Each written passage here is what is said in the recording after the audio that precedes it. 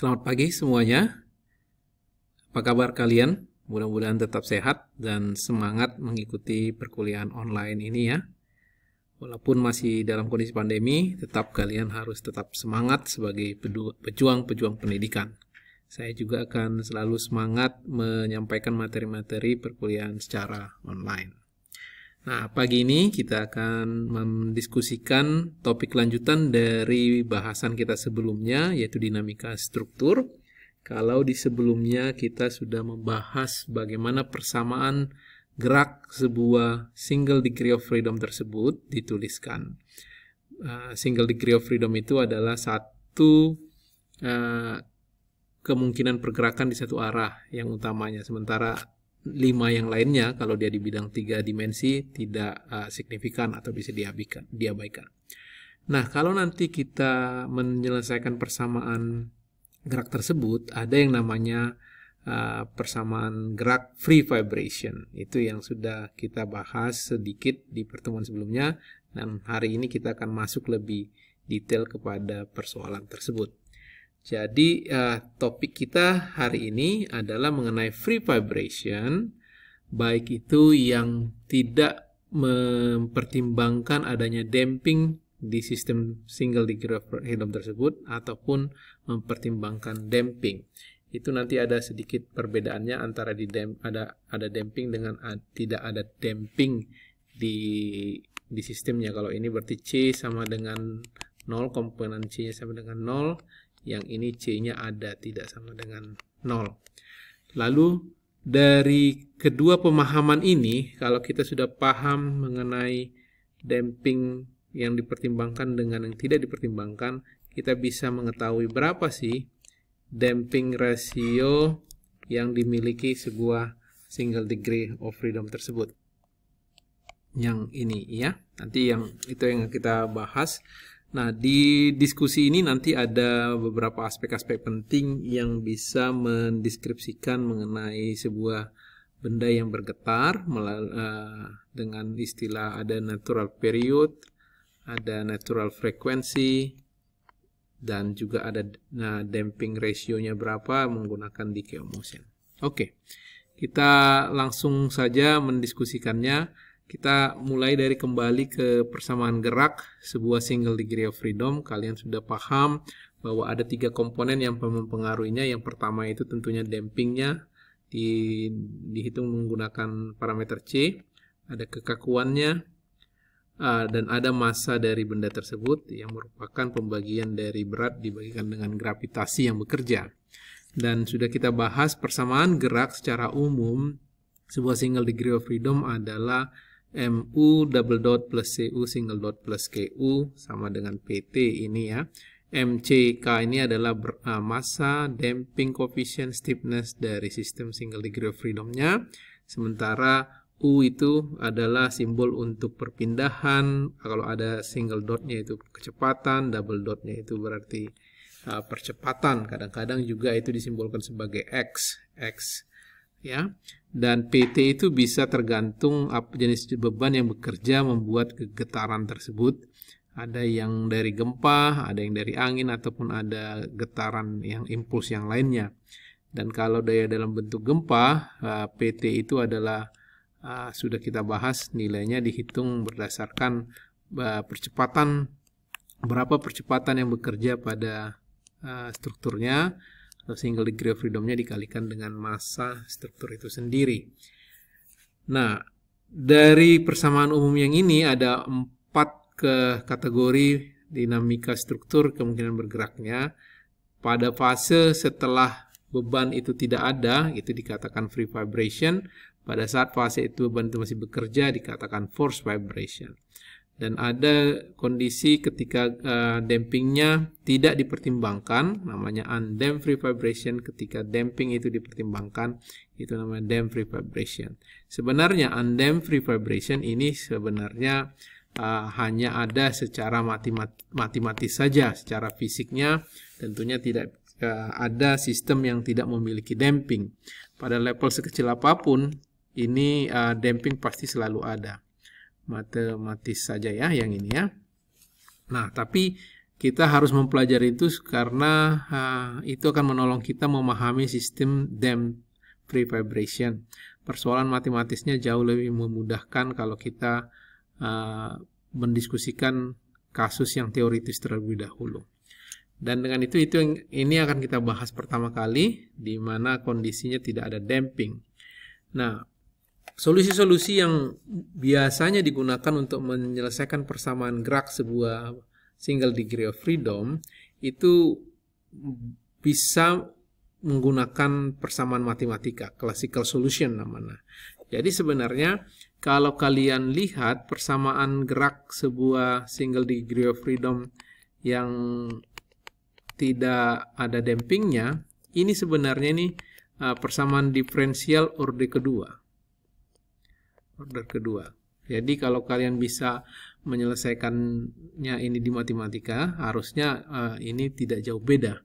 Jadi tapi kadang-kadang di matematika dia menggunakan satu parameter M dan K itu kan konstan dalam X begini tambah BX sama dengan 0, atau juga dituliskan dalam format yang sedikit berbeda yang kalian mungkin temuin di matematika. Nah, menyelesaikan persamaan ini menggunakan persamaan diferensial di matematika. Itu namanya classical solution. Dua metode yang lain ada namanya frequency domain, dan secara numerik ada metode-metode yang umum digunakan. Nah, mungkin kita karena waktu yang terbatas, kedua hal ini tidak akan kita bahas metode penyelesaiannya. Mungkin kalau nanti ada kelas khusus mengenai dinamika struktur, kita bisa banyak mendiskusikan tentang dua topik tersebut. Tapi di kali ini kita hanya khusus menjelaskan classical solution dari persamaan diferensial order kedua itu. Nah, mungkin kalian bertanya, tujuannya apa sih kita menyelesaikan persamaan matematika ini? Kalau di kelas matematika mungkin kalian juga menanyakan apa sih gunanya kita mempelajari matematika menyelesaikan persamaan diferensial order ini. Di sini kelihatan nanti solusinya, kenapa kita aplikasinya, kenapa kita harus mencari solusinya. Itu kita nanti akan mengetahui respon strukturnya. Ya, frekuensi, ada istilahnya nanti frekuensi alami, periode alami, berapa pergerakan yang dialaminya, dan akhirnya nanti kita mengetahui apakah gaya-gaya dalam yang bekerja pada struktur tersebut dalam hal momen, geser dan aksial itu cukup enggak kekuatan strukturnya untuk memikul beban yang bergerak tersebut. Intinya adalah ke situ, ya, ke sini tujuannya, karena dinamika struktur itu tidak jauh berbeda dengan analisa struktur yang beban statika. Dinamika struktur juga menganalisa kekuatan strukturnya kalau bebannya bergerak, ya, atau dinamis. Ada efek dinamis yang harus dipertimbangkan di dalam perhitungannya.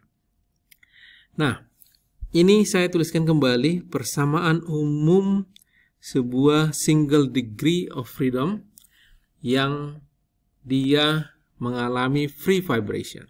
Setelah gaya yang menyebabkan dia bergerak itu tidak ada lagi.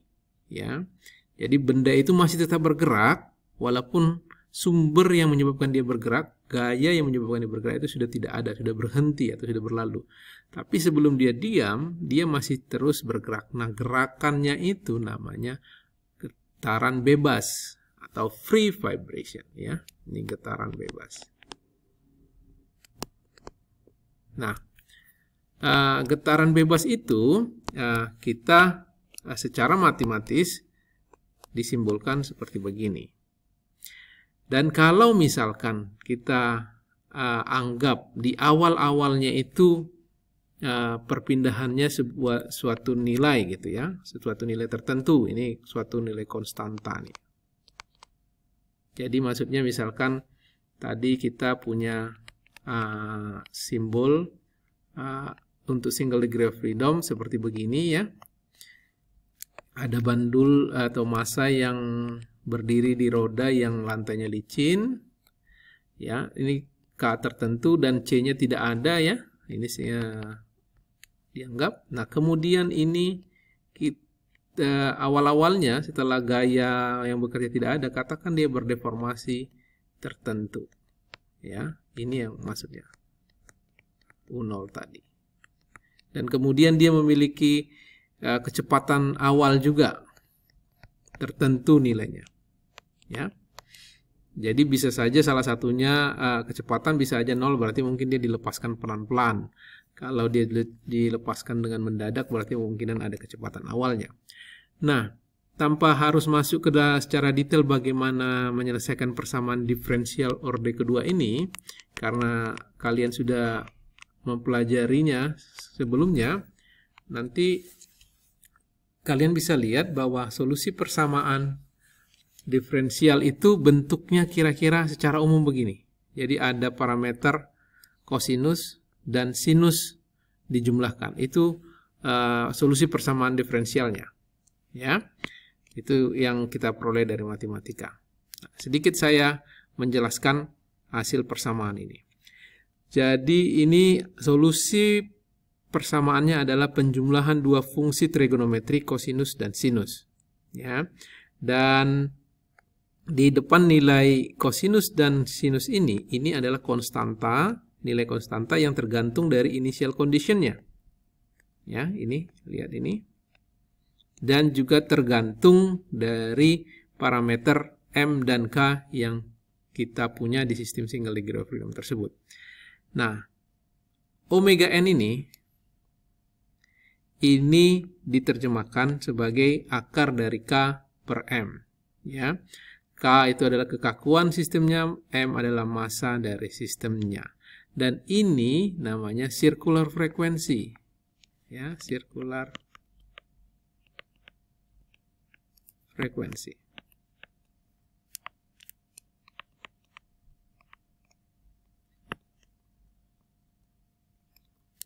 Nah, itu. Kalau persamaan ini diplot, ya, kita mengganti nilai-nilai T mulai dari detik ke 0 sampai seterusnya, ya, semua fungsi-fungsi yang lain sudah didefinisikan yaitu nilai konstan. Kalau itu diplot, bentuknya hasilnya itu kurang lebih seperti begini. Seperti grafik ini, vertikal itu U, nilai U, ini horizontal adalah T, mulai dari detik ke 0 sampai seterusnya. Ya, jadi detik ke 0 itu dimulai dari seberapa besar simpangan mula-mulanya. Ya, itu tergantung nilai U0-nya, deformasi awal-awalnya.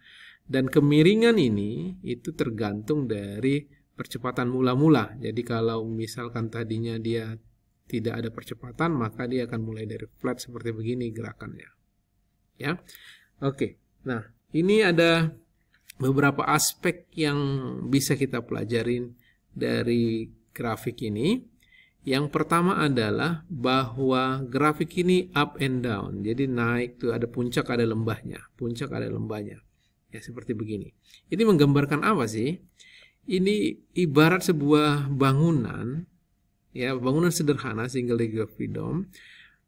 Pada posisi A itu posisinya vertikal atau lurus seperti tidak ada pergerakan atau seperti kembali ke posisi semula, posisi A itu.